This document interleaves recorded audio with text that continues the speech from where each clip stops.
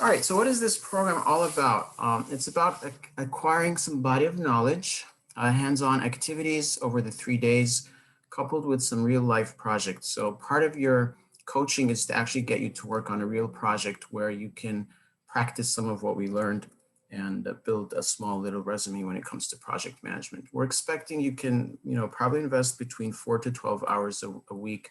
Obviously, the more time you put into it, the more experience you'll get and the more you would have under your belt to kind of, demonstrate with potential employers.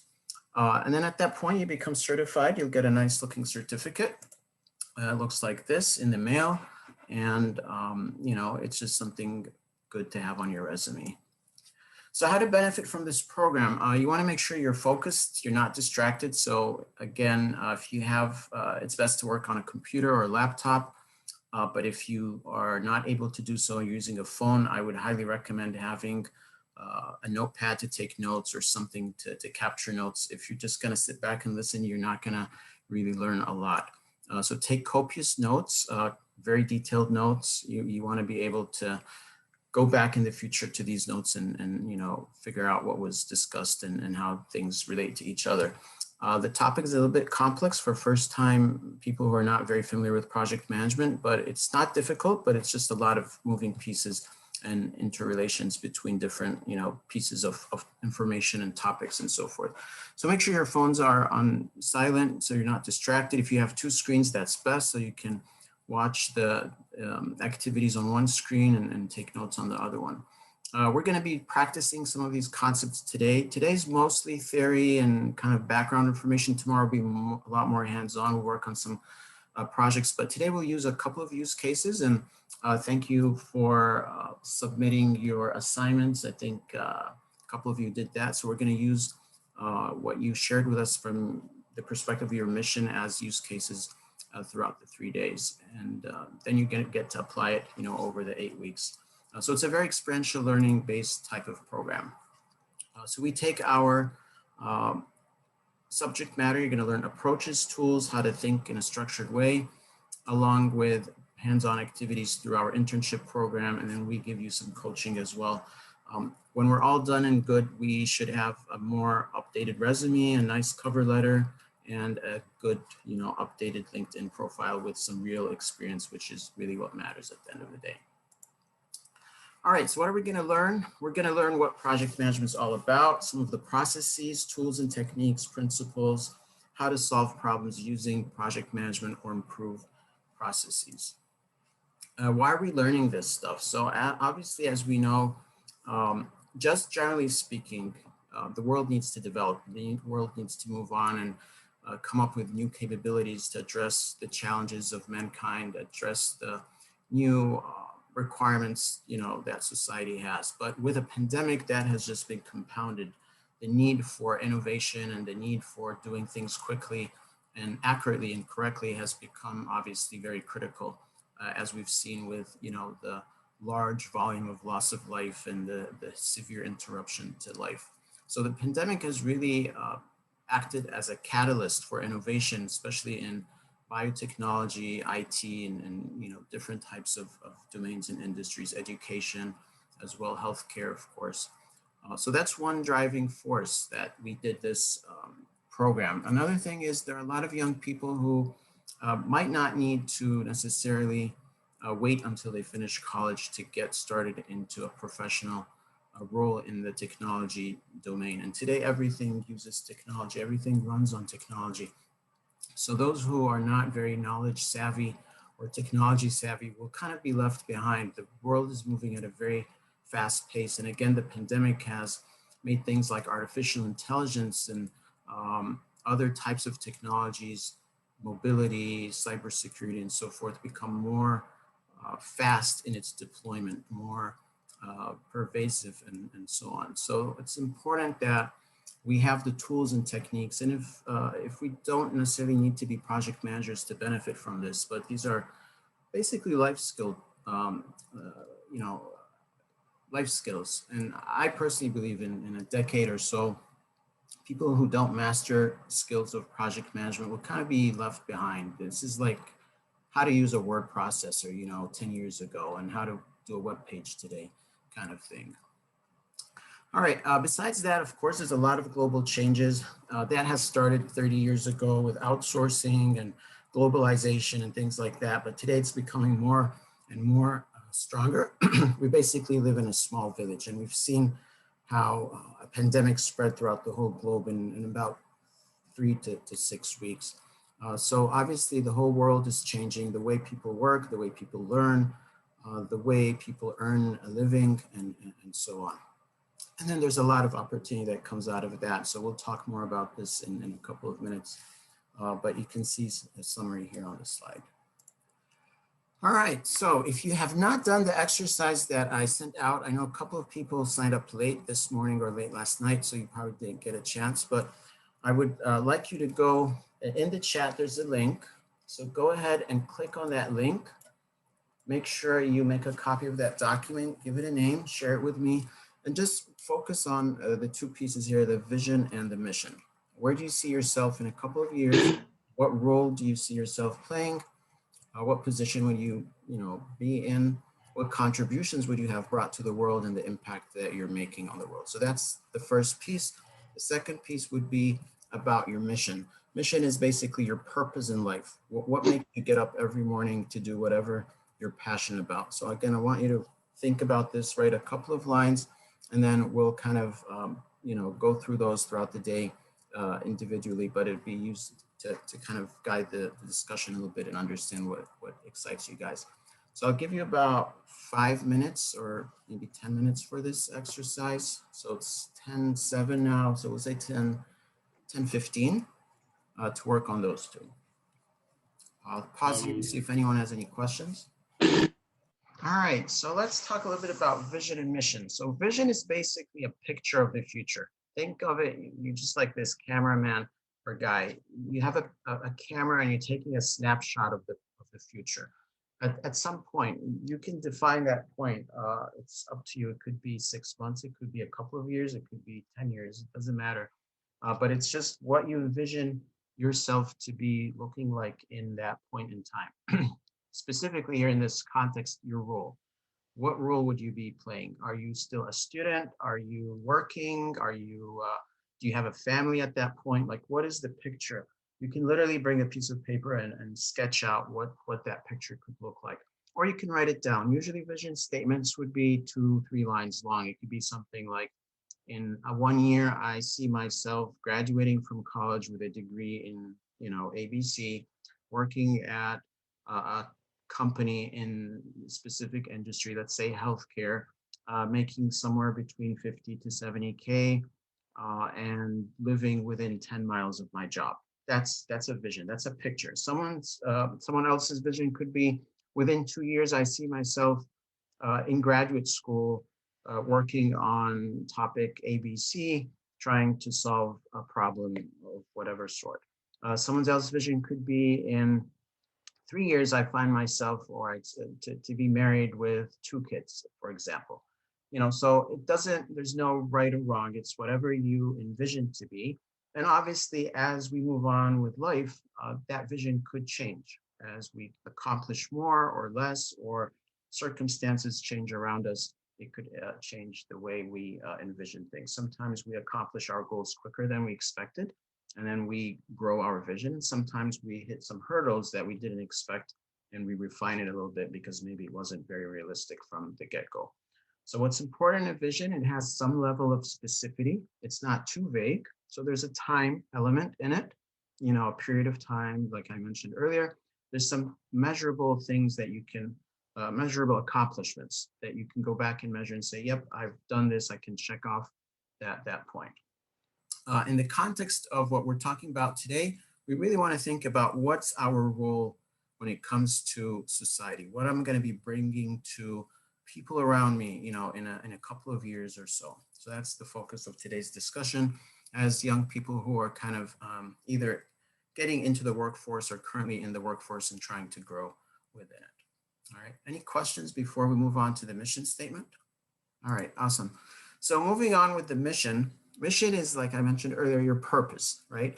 And it could be at different levels. We could have a purpose for a project, right? Maybe a road needs to be constructed or paved, or a building needs to be erected, or you need to take a group of people to a trip. But there's a purpose of why you're doing these things, right? Similarly, for us in our life, we have purposes. Some people dedicate their life to educate others. Some people dedicate their life to heal the pain of others through medicine. Some people dedicate their lives to make certain services easy for others to receive. Someone might be a shop owner selling mobile phones, for example, and their mission is to help people communicate easier and so forth. So the question here is, what makes you excited every day to get up in the morning and do whatever you're doing? That's what a mission statement is. So mission statement usually is concise. It usually starts with the word to educate the younger generation, or to make learning mathematics easy for fifth graders, or to combat cancer in females ages 50 and above, or whatever. So that's typically what it looks like. It's pretty generic, and it conveys, again, the reason that you are doing whatever you're doing in life. So some examples that you guys have submitted here. So one person here said to make accessible to people mental health. Someone else shared here, to ensure that my family and those around me have a good life. That's a good mission statement, but it's too broad. So think about like how, through which means, right? So having a good life through what, right? So think a little bit deeper, like what is it that you want to accomplish? And it's not about you, it's about the world around you. So rather than think about your family or yourself having a good life, think about how you can bring good life to other people, right? So for example, mission statement of a car mechanic could be something like this: to provide safe transportation for people from point A to point B. And how does that mechanic do it? Through honest, good quality repair services in his shop, for example. All right. Another example here, easy work. So again, that's not very specific. You want your mission statement to be more of a purpose, right? So it could be to simplify work for a particular population, how to make things easy for a particular group of people. All right, so think through it again, and we'll get back to these assignments as we go through.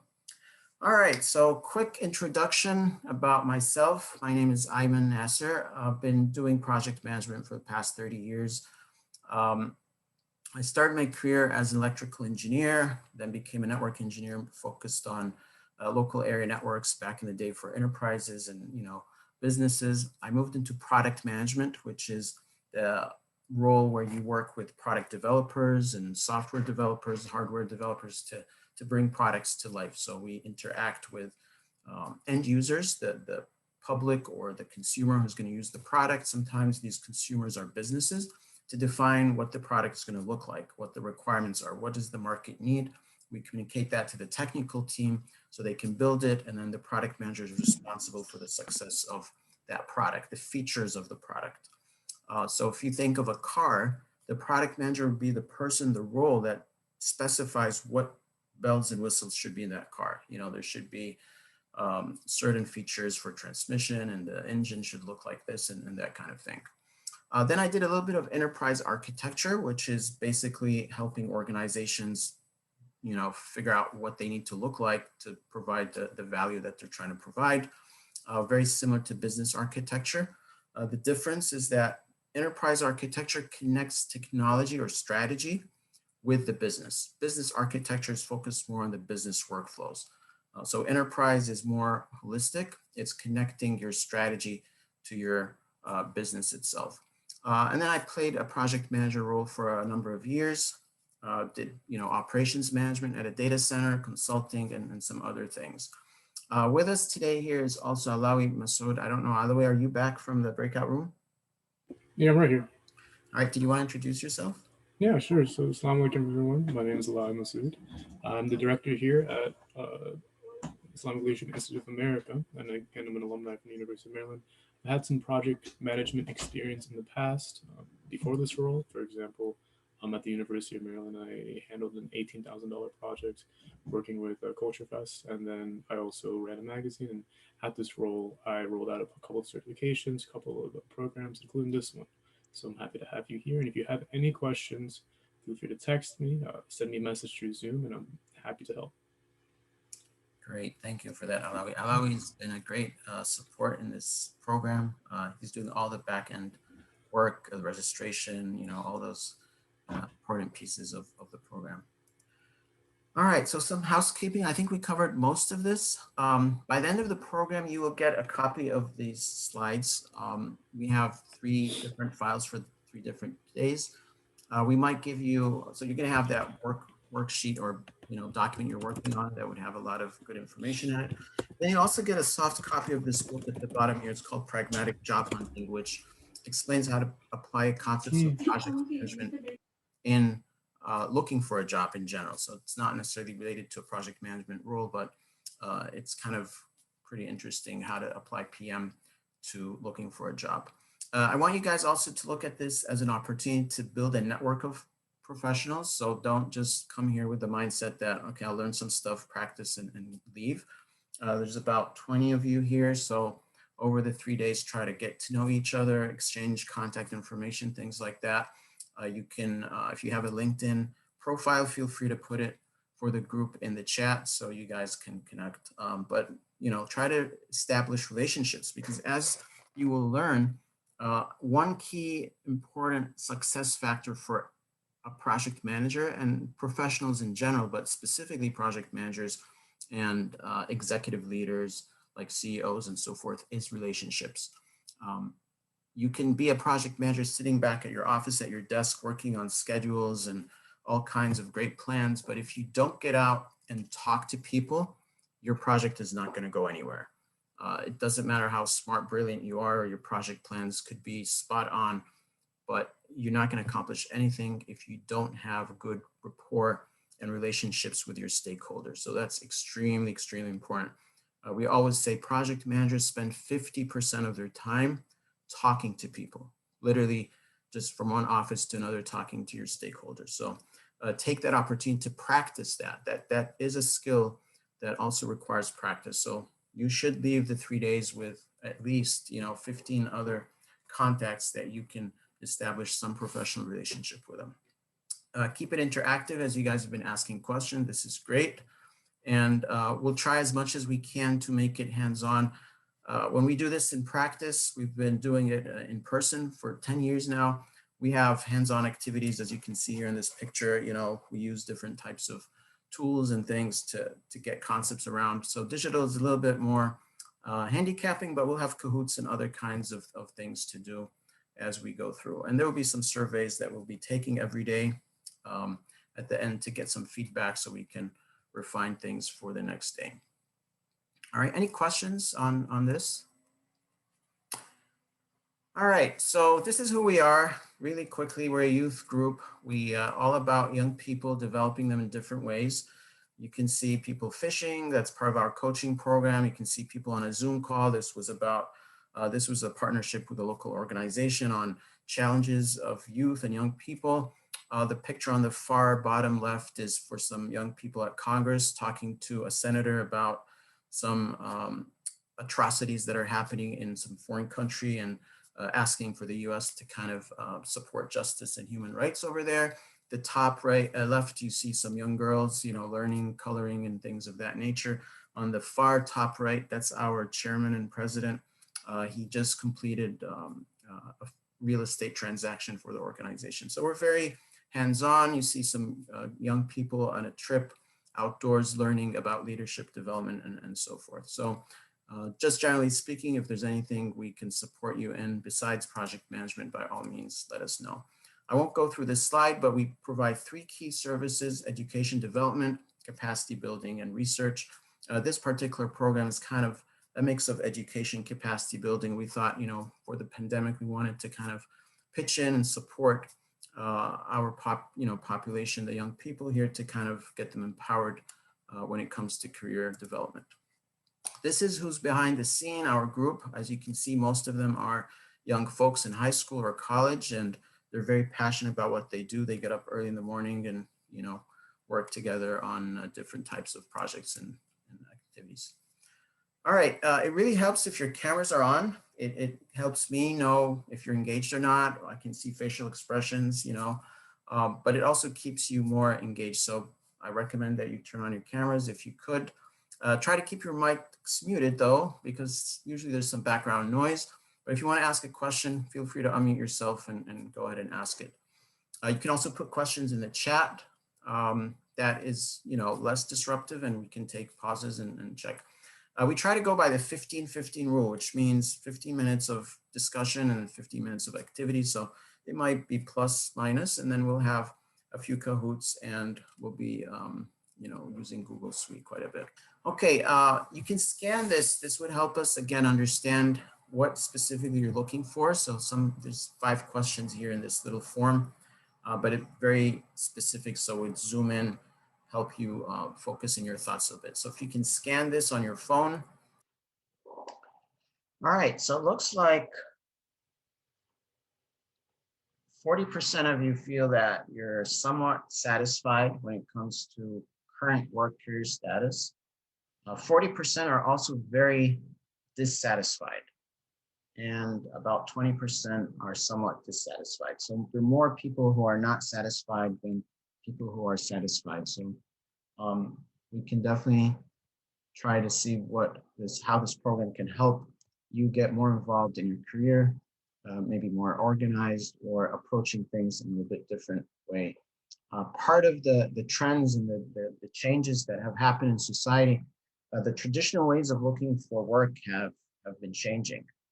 Even work arrangements have changed quite significantly. The 8-to-5 employment model is slowly disappearing, and there are more people today working as contractors and as entrepreneurs, as people reaching out directly. You're the technical person, the salesperson, and the manager and everything in that one role. So especially for young people, this is easier than folks who are in their 40s, 50s, and beyond, because people like myself, we got used.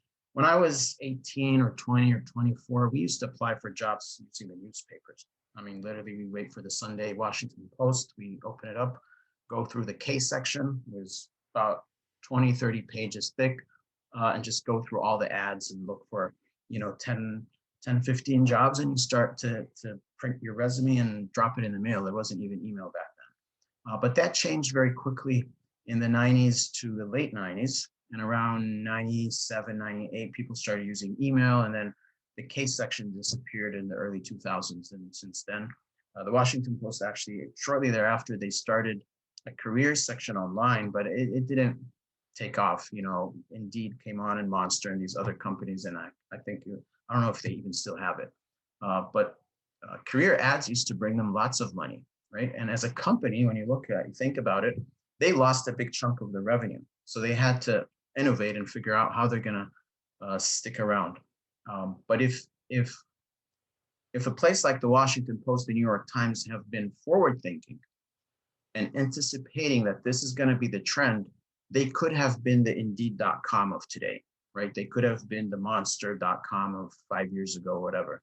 But sometimes organizations lose out on opportunities because they just don't realize that could be the change that's happening, or they're just not equipped to address it fast enough.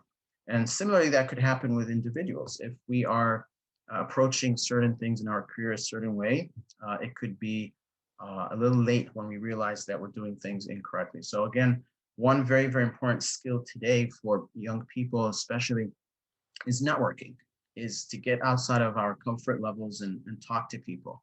I can tell you there's so many jobs out there, but you have to talk to people. You have to connect with people on LinkedIn and say, hey, this is my interest. And you don't ever ask for a job. You never approach someone and say, hey, do you have a job in your company?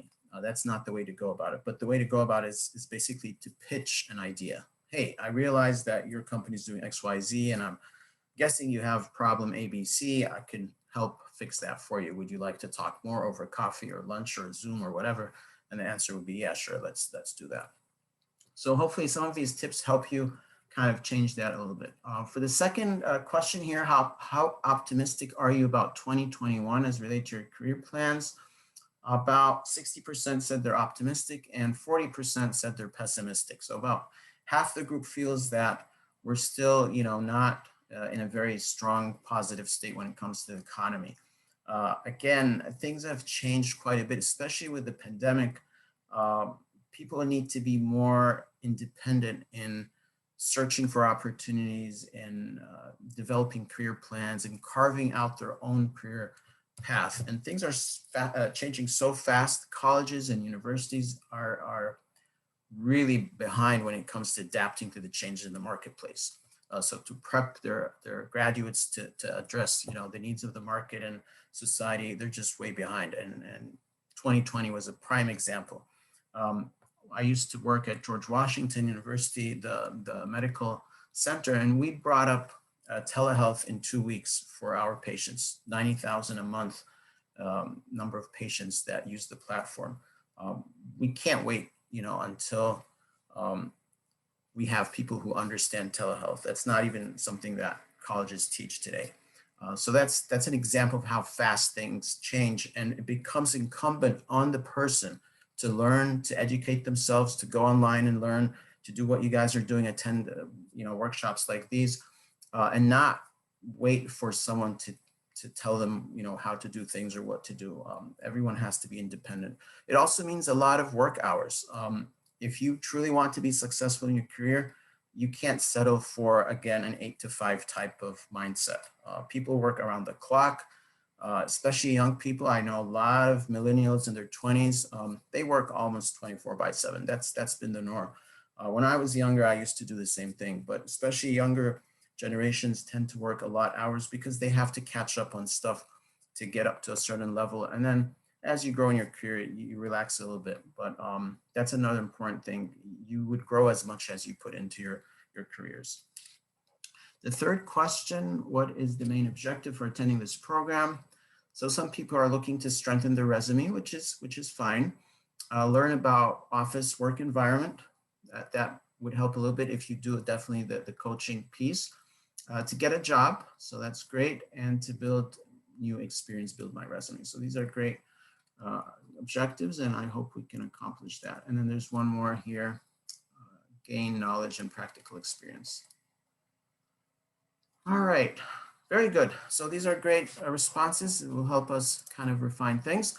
So let's talk a little bit about 2020 and 21 trends. These shots come from different reports. The one on the left is from a government budget office report. They talk about spending. What they're seeing here is spending still in November, December of 2020 was way down compared to the year before and compared to prior months in 2020. So the markets are still soft. They're very slow in the growth, as you'll see in a couple of charts.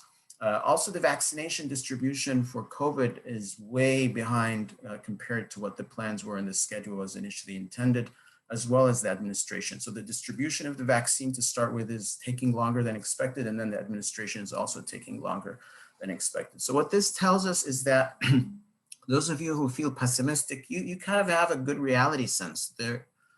Things are not moving as fast as we thought, but they are improving. So I think there is a bright side to things, that things are improving, and that means there's growth. And as long as there's growth, there's going to be a need for projects, and that's where you guys come in to address some of that need. Another thing to look at is the GDP. It's recovering, but again, very, very slowly. You can see the dip here because of COVID that happened in 2020 between spring and fall for different countries. The US kind of is in the middle. China seems to have had the less of the impact, and then Europe, the largest of all. They're all recovering, but again, very slowly compared to, prior to that. On the right, you see where technology has been impacted. It's been impacted part of the least number, or the group of the least impact. So obviously, as you probably know, hospitality, travel, those have been impacted big time. Airlines, hotel chains, those types of businesses. Healthcare itself has been impacted quite a bit, but not as much as, the top few industries here. But technology has been relatively immune, mostly because the technology field is mature and developed when it comes to collaboration tools, right? So people already have been working from home prior to COVID. They have tools like what we're using for years. They've been using it. So they didn't take a big hit, but they still took a hit. The good bright side of things is that today technology is in everything, right? The businesses that took a hit, either they're lagging in technology or there's just technology can't replace. Like you can't replace an airplane virtually. I mean, if you need to go from Boston to San Diego, you have to get on an aircraft. And if the aircraft is not leaving the airport, it's going to take a hit, right? But the alternative is don't go to San Diego in an aircraft. Connect over Zoom if you don't need to see something in person, right? So that's kind of where the good news is that if you become more versed in technology management, which i.e. means project management of technology projects in any industry, you're probably in a good spot. And that's where your focus should be during these 3 days, is try to learn as much as you can to find a good entry point into a technology field in any of the industries. It really doesn't matter. A technologist who works in retail is still needed, just like a technologist in an airline, even if the airline is not doing that good. All right, employment is improving. What you see on the left here is the forecast for 2021. There, the government here, the Bureau of the Congressional Budget Office, is expecting that it's going to grow, but it's still going to be lower than what was at the end of 2019, the fourth quarter of 2019. So yes, there is growth, but the number of opportunities is still about 10 million less than a year or 2 years before, back, when 2021 hits in the fourth quarter. These are some of the trends we're seeing. We've heard of Internet of Things. It's changing now to Internet of Behavior. So not just things that are connected together on the internet, but also the behavior of people and how we can develop sentiment analysis and understand people's interests and needs and how they change and so forth, and how we can bring them content or bring them products or services that are very custom and relevant to them. There's more reliance on cloud technologies. There's more interest in working from anywhere. Artificial intelligence, like I mentioned earlier, is becoming more pervasive because, if we can use a machine to do certain things without getting human beings interacting together, that's a preference. And the idea is not to get rid of human beings, but the idea is to make human beings do more smarter things, right? To do really the strategic thinking, things that machines can't do very well today. Security, of course, is still a hot thing because as you do more things online and in the cloud, it brings more risk as well. All right, so this is what young people think. This came from the Project Management Institute. About 1 in 5 young people were out of work in the spring of last year. About 50% of people, kind of Gen Z or millennials, have some stress in their life one way or another, depending on what's going on. There's a big percentage of people that feel that the workforce or employers are catering to their needs. About 2 out of 3 feel that they have a good work-life balance. So there's some positive, outlook as well from this chart that we can glean. All right, so 2021, projects are going to matter more than ever before. Why? Because of the way things are changing. Workplace is changing, the way people are learning is changing, the way people socialize is changing. There's a lot of, just disruption to social engagement. There's a lot of transformation as people work remotely from homes and we go into lockdowns and things like that. Businesses are forced to make things more automated. They're forced to do, if I'm a shop owner and I can do things without a human being in touch with another human being, that's what digital transformation is all about. It's about bringing processes and making them as automated, as digital as possible. There's also another trend, which is innovate even if it's imperfect. Get a vaccine out, even if it's not 100% effective, it's gonna show effectiveness for 90% of the population. Get it out because it's better than nothing. And that requires innovation. It requires agility. It requires fast, quick decision making. It requires larger collaboration between people and organizations and even industries in different domains. So there's a lot of things going on, and that's what's driving the need for projects. And as the economy recovers, these projects are just gonna skyrocket. We've seen when the pandemic hit China, they've built a 10,000 bed hospital in 7 days. And they built another one, I think it was 40,000 beds in 10 days. I mean, this is unheard of, right? New York City, they had a hospital like the one we're seeing here in the picture. I think they built it in a month or two. But that shows you the need for agility. That shows you the need for quick decision-making and quick, deliverable of value.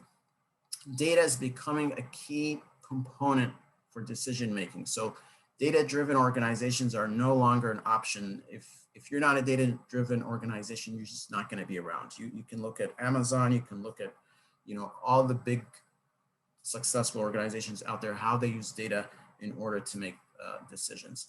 The whole bioclinical informatics field, that is just going through a major disruptive, of innovation. Regenerative medicine, which is new medicine where the body can heal itself through different types of techniques of, stem cell type of technologies and things like that, is another booming area that's growing. Of course, renewable energy, renewable resources. We talked about, a little bit virtual learning and these other types of things that you hear about in the news.